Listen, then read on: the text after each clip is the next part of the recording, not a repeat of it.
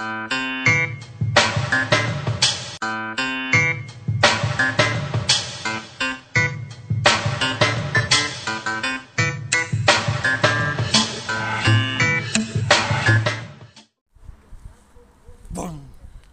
Mark Funa kami nak abdan jirtani kabjuta tapi jalan teman iman oromo kan YouTube iri demang kus khordiftan maraf negang hiya kelen sara barare akana sin hago sin jechada haro wonen sin kawde fi wonna braso enta hin jechada wonto ta desne de tin jechada anan le desne de sin la kale so wam jechada activisti hen activisti Saad nuti jaman activisti Saad Yusuf nuti isa mo daga fat so activisti Saad Yusuf so kante cara أن الفيلم قدانس قدانسا كوميدي انترفيو سا كودي era director في بريسا فيلم تا اك انترفيو سني كودي هم بيتاني سو سمبل چارا ام وقت سي سار يوسف فيلمي هن اللي انترا ونو ان هاسو سنج چارا اك سندگي فتني چارا وانتو ان هاسو سو بزو جچا سو بزو چان لا على كل ارتو ون بريدا كان فو چارا سمر كي سون دگي فدا واي فيلمي هن راي ان فيلمي قدانس فيلمي قدانس قدانسا كي سمان جرو چارا so وانت إني فيلم سير جرا وانت إني تباتو ما كتباتو كاركتر خم كتباتو كان هي ستة تباتا هفتا متى تباتا جال اللي منام أكيد بيشات ني تباتا كنافو إسنس أكدا وطن أبدين كمنا كنافو جرا فيديو هنا دا وطني تنجي جرا ولد دبنا أما كرا فيديو إسن إلى سا كرا فيديو هذا نسون جرا بوم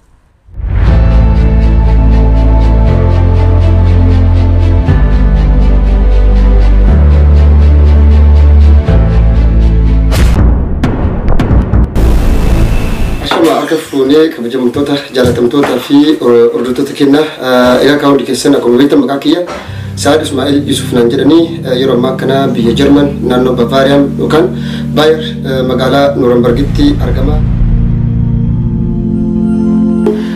أنا كلامه تقطي أكررتها أورمه تقطي كاركتري أنا فكرني قوتو ده دلقتشرتي فيلم كررتي فيلم يجون بايزوي وانتا وقافة كيسيدي وانتكم dalaguudha waan san dhugaa fakkeessitee hojjechuudha wanni sun ammoo waan dhugaadhaan ilmaan oromoo irra gahaa ture waan dhugaadhaan hunda keenya dargaggoota qeerroo biyya keenya irra gahaa ture waan ta'eef wanni sun akkas fakkeessinee hidhamnee manadhaa keessatti qorannoo adda addaa nurra godhamee kakara adda addaatiin tooftaa garaagaraatiin sirna san jalaa bahuuf yaaluu jira sirna san jalaa bahuudhaaf kun ka lubbuun bahee saaraa keessallee dabree kun baara keessatti illee kun ammoo ka awurooppaa ga'u jira kun karaa kana dhabama ammoo kaasingeen oromoo biyyaan baane ammoo kaamila isaa cabsan kan gartee rasaasan mootummaan gara jaminan gara laafina tokko malee ajjeessu dutu jira jechuudha. Anta basi warroota gara laafina ajjeefaman san mul'isuudhaaf isaan san agarsiisuudhaaf fiilma kanarratti daayirektarri kenna obboleessi kenna Maamuud san akkasitti barreesse jechuudha. Daayirektar fiilmii kana mootinuu hundi keessan akkuma beektan baroota sadii ol amata sadii ol jechuudha. Waggaa sadii ol irratti hojjetee irratti dadhabee enerjii isaa hunda irratti fixe yeroo isaa hunda kenneef jechuudha. Wanni kun ammoo waan akka laayyootti ilaalamu miti. Wanti kun jiruu baqattummaa keessatti biyya Awurooppaas ta'ee biyya Arabaas deemee biyya kamuu keessattu namni biyya isaarraa godaane tokko namni roorrifamee sirni cunqursaan tokko biyya isaarraa baase hundi achi keessatti of argaa jechuudha. Yeroo achi keessatti of argu kana ammoo namni tokko ani eenyu ka jedhu bor ammoo as dhufee biyya isaatiif saba isaatiif aalii isaatiif fira isaatiif maal godhuu qaba ka jedhu achi keessatti hedduutu jira. Obboleessi keenya gartee fiilma kanarratti gaa gargaarsa namoota muraasaatiin ala yoo ta'e malee namni akkasii si cinaa dhaabbatu hin jiru kophaa isaa ta'ee daayirektarri keenya Maamuud san fiilma kana irratti dadhabee irratti cichee qabbana qorra biyya Awurooppaa tana osoo hin jenne fiilma kana dalagee asiin ga'ee jira. Fiilma kana ammoo sinuu dalaguudhaaf keessattuu namoota sabni Oromoo qofaa miti namni achirratti hirmaate. Saboota biyyoota shanii oltu irra jira. Warra akka Afgaanistaanii fa'aa irra jiranii isaan kana ammoo tinuu fiilma kana waraabuudhaaf wajjin haasoo si barbaachisaa isaan kanaaf baasii garaagara jira karaktara addaa kennitaa fi waan hedduutu jira jechuudha. Akkasumas Eertiraanonni fiilma kanarra ni jiran warroonni Jarmaniin adiin biyya kanarra ni jiran akkasumas Oromoon ni jirti. Kanaafuu lammiiwwan gara biyyoota 4-5 gaan fiilma kanarratti hirmaatanii jiran jechuudha. Fiilmi kun ammoo Oromoon akkamitti akka biyya irraa ba'e akkamitti akka cunqurfamaa ba'e akkamitti akka gabroonfamaa ba'e akkamitti mootummaa biitii tenna abbaa ireedhaan akkasiin hogganamaa fi akkasiin jiraachaa turte kan ibsu jechuudha fiilmi kun jechuudha.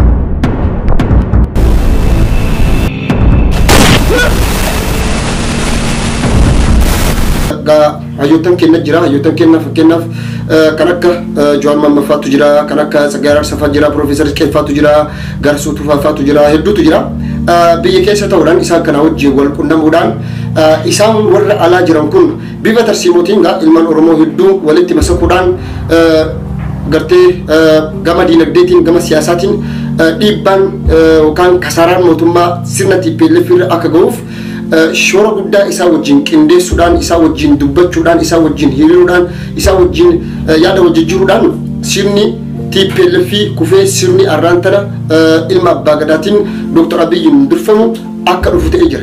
Garuu dimokiraasii yookaan ammoo ce'umsa jijjiirama transitional government isa jennu kana fiduudhaaf hundi keessan akkuma beektan ilmaan Oromoo kuma shanii ol lakkaaman lubbuu isaanii tayyoomuu hin kafalamne lubbuu isaanii qaalii irratti kafalamanii irratti wareegamanii dabaranii jiran jechuudha. Godinaalee Oromiyaa hunda cufa keessayyuu jechuudha.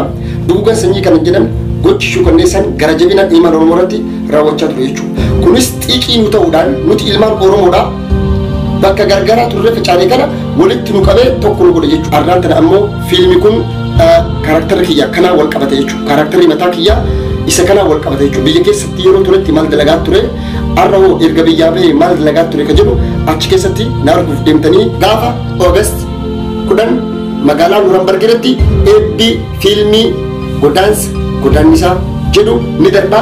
Piikcharis kana fakkaataa godaansaa jedha fiilmi kennaa. Kanaaf akka dhuftanii nu cinaa dhaabbattan I think fiilmi kun yoo gagabbaa'u taate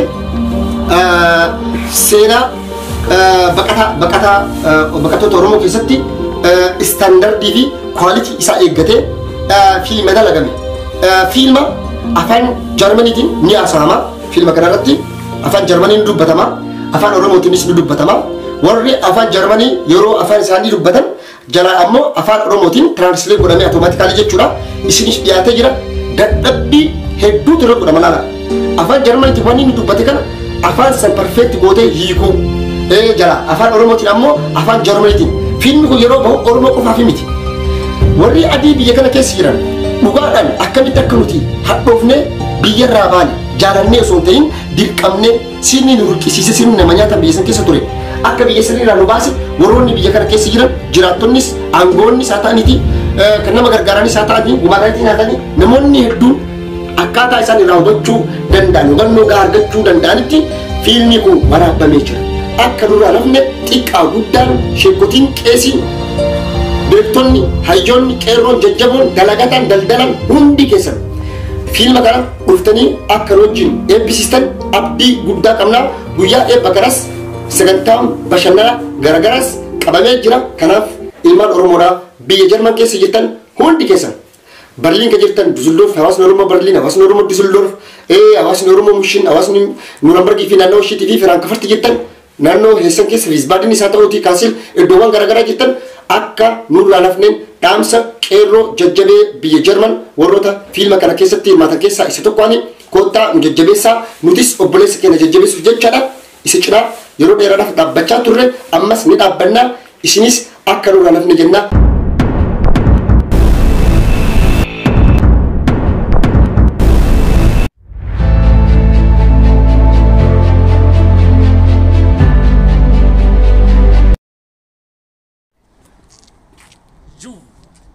Chala wanni amma isin laaltan jechaadha akka isinitti bohaartan jechaadha.